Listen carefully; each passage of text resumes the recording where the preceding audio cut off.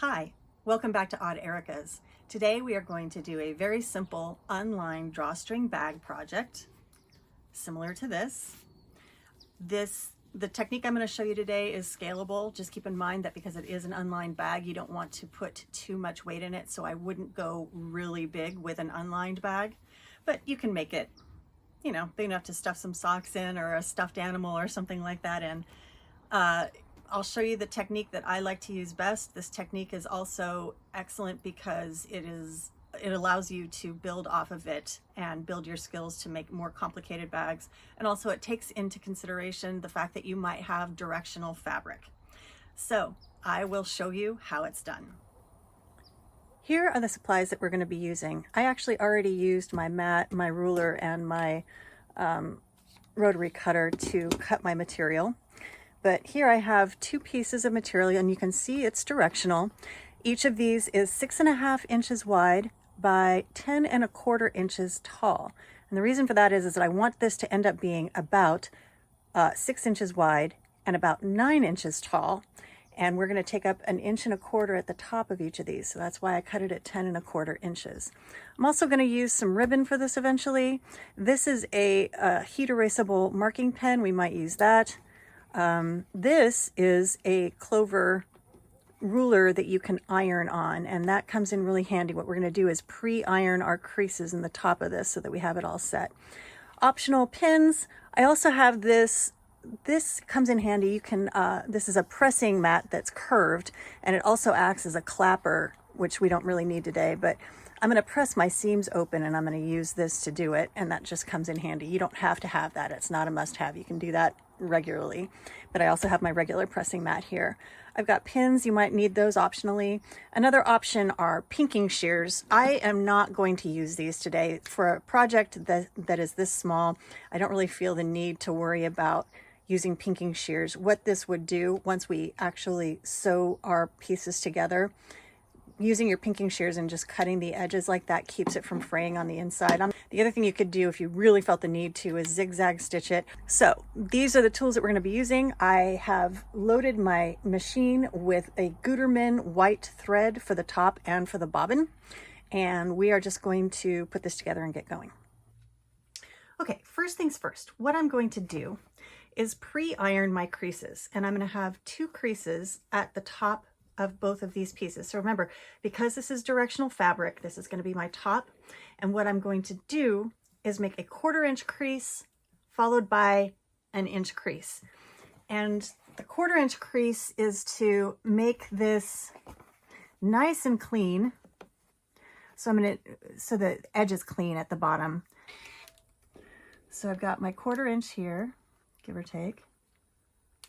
See, a little bit more than 1/4. Let's give that just a hair more space. Now the thing about this ruler is it does have some thickness to it. So usually what I do, once I know I have my crease right, is I'll take the ruler out and press it down one more time, just to make sure it's good and solid. Okay. And then I'm going to fold this down again. This time I need 1 inch. So I'm going to find my inch mark here and kind of adjust that in until I've got that right on the inch.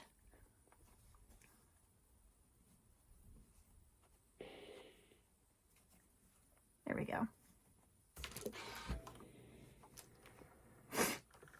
And same thing again. I'm just going to pull this out and give it one last firm press. Okay, so that's fabric 1.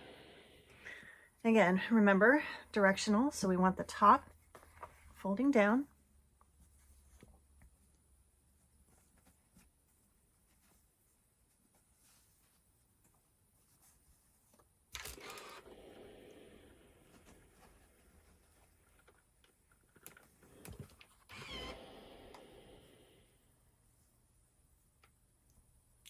And second press. Okay. Now let's find our 1 inch mark. And I'll line this up with the 1 inch, and then I'm just going to tuck this back in here, just pulling it back until it gets nice and lined up. That's better. Give this a press. And one last time, making sure those edges are lined up.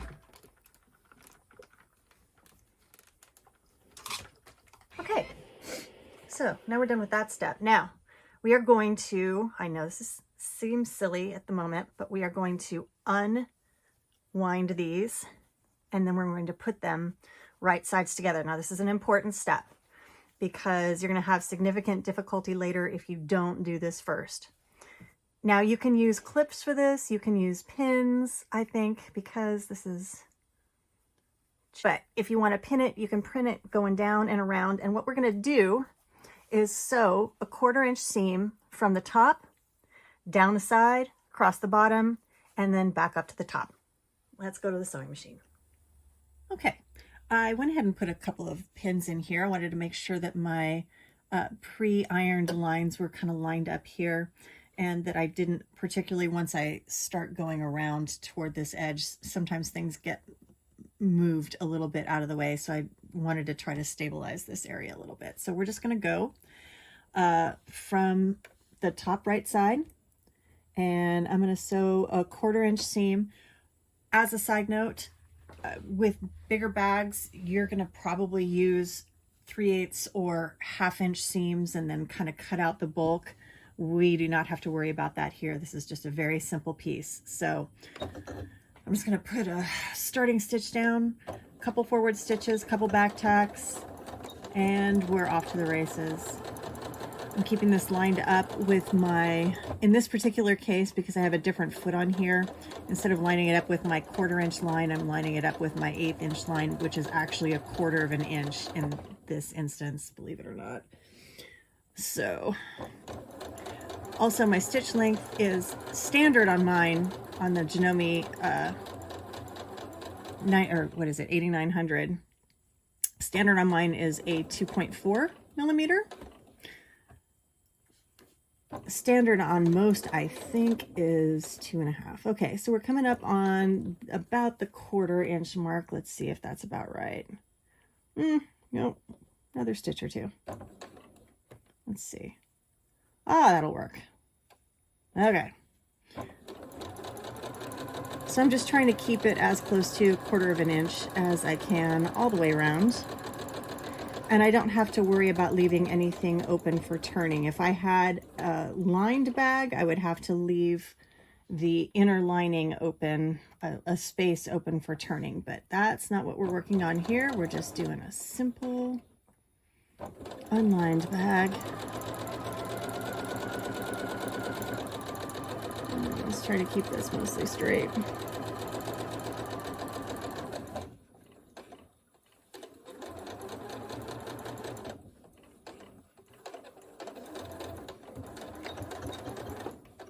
Okay. Voila.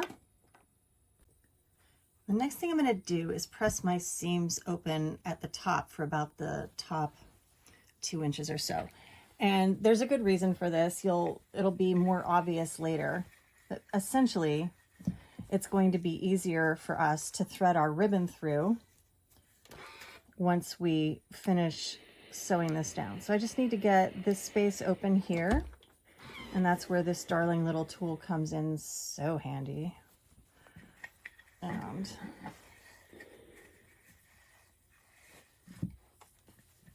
pull that through.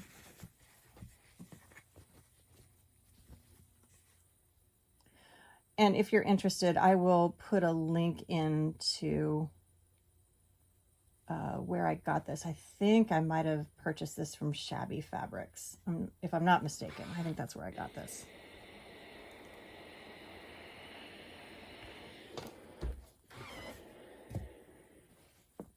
Okay, and now we have a couple of choices to make. Well, really one choice. We have these lines pre-ironed, right?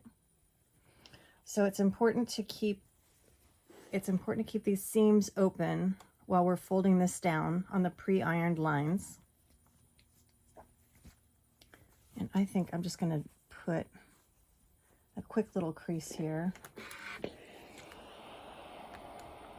So that holds. Obviously, I didn't really do a whole lot there. I just wanted to make sure it stayed with the seam open.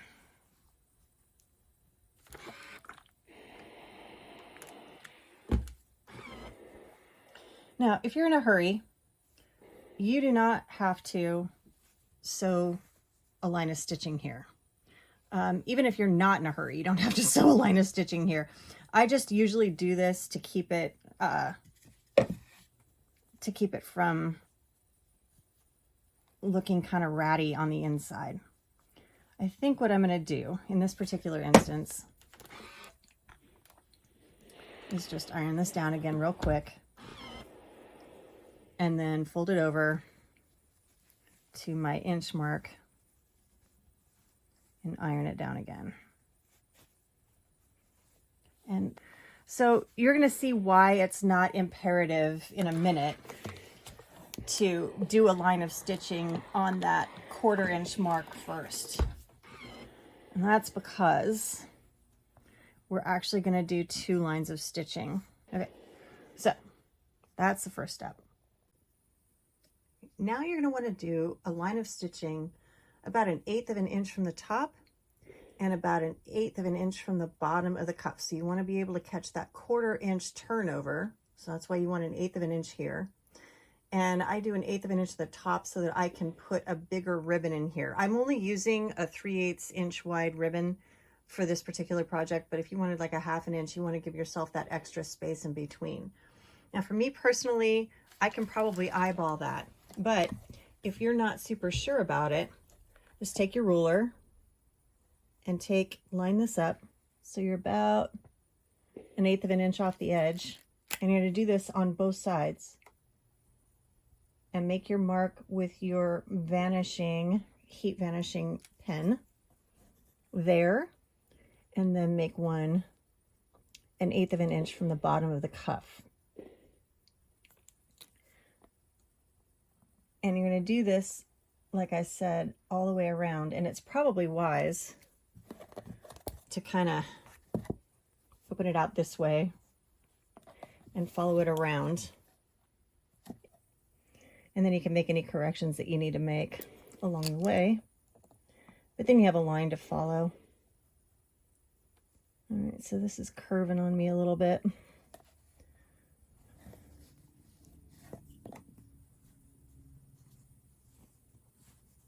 There we go. So you can always turn this right side out and then sew the inside of it on your machine if you don't have an exposed arm. But I do have an exposed arm, so here we go.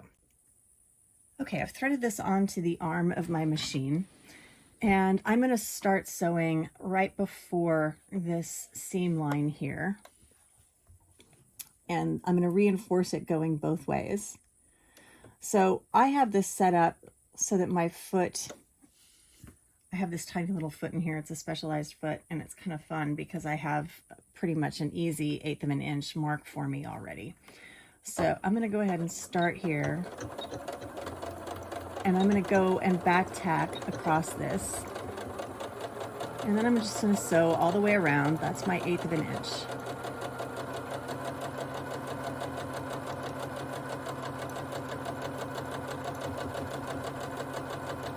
Oh, I didn't back tack over here. That's all right.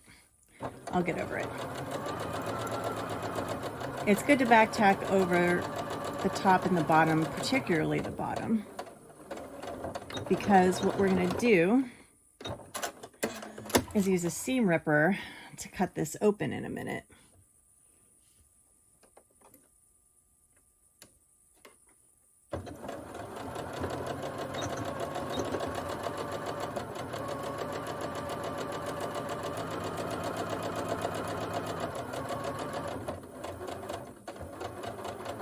All right, this is where the back tack,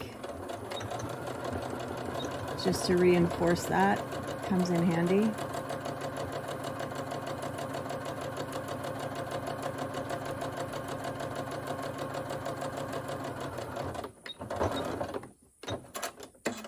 All right, all done. And we'll turn this right side out.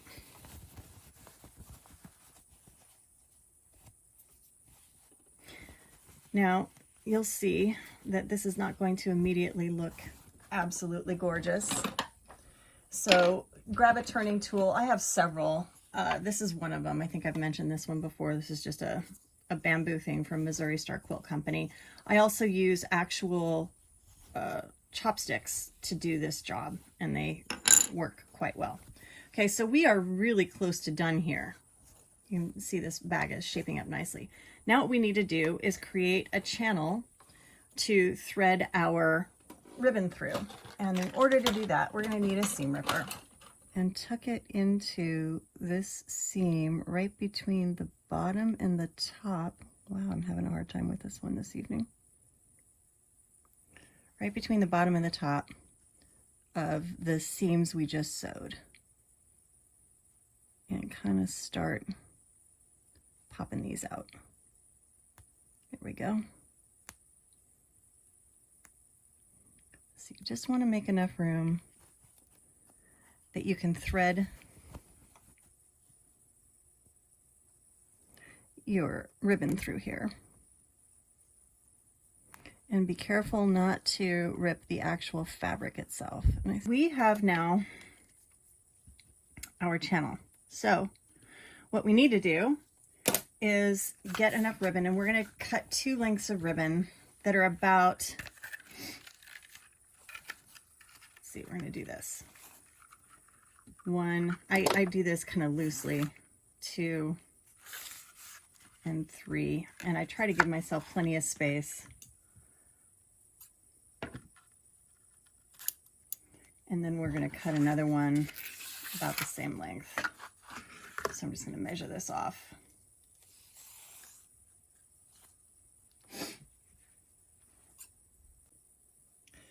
All right, now you can either use a safety pin or you can use a bodkin, which is what I have here. It's kind of like a giant safety pin to pull your ribbon through. So you just secure it on the end of your ribbon, and I'm actually going to turn my ribbon, I'm going to turn it just a little sideways here and then secure it with the bodkin that way. Maybe. There we go. Because these things can shred your ribbon as they go through if you're not super careful. All right, so you just secure the bodkin using this little doohickey here. And I'm going to put this in and thread it through.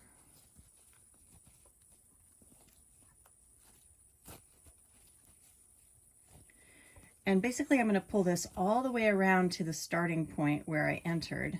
And then I'm going to do the same thing on the other side, and you have to kind of mind that you don't get this thing caught on the seam there.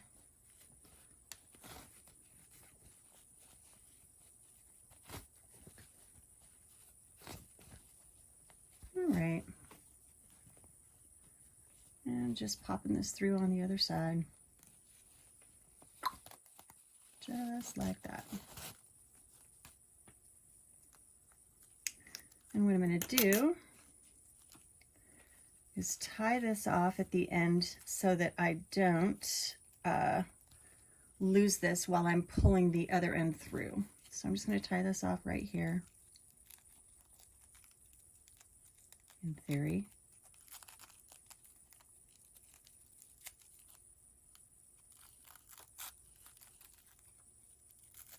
All right, that should hold it.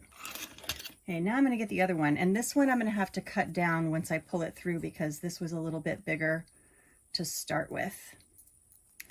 But I'm going to use this bodkin once again right here, securing this end. I just folded it over. You can see just a little bit there. And pull that down. Now I'm going to enter on the other side.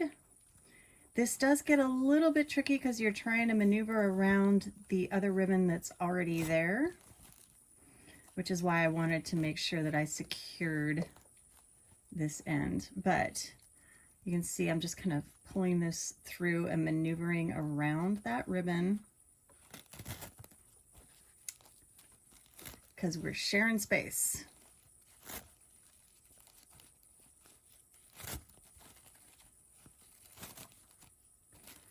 So you're going to have to maneuver this around again. You have to clean it up at the end, but that's not a big deal, really. All right, there we go. Super easy peasy. Okay, so I'm just going to pull this taut over here. I'm going to release this over here.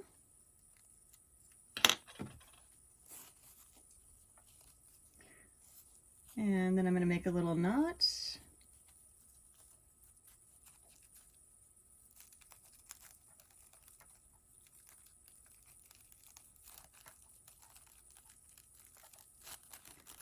All right.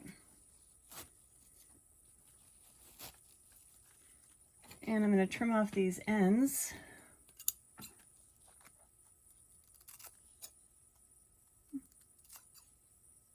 No, that one's not cooperating. There we go. And voila. We have a nice little bag now. Easy peasy. This little darling does not have a ton of tensillary strength. I'll warn you about that ahead of time. But this is a 6x9 bag.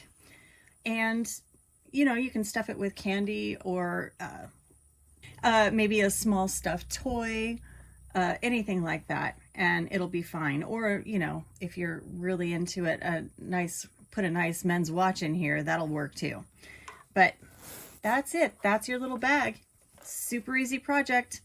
And the next time we will do one with a lining in it. We'll probably do one for maybe like a wine bottle or something along those lines. So hope you come back. Join me next time. If you appreciated this video, please hit like and subscribe.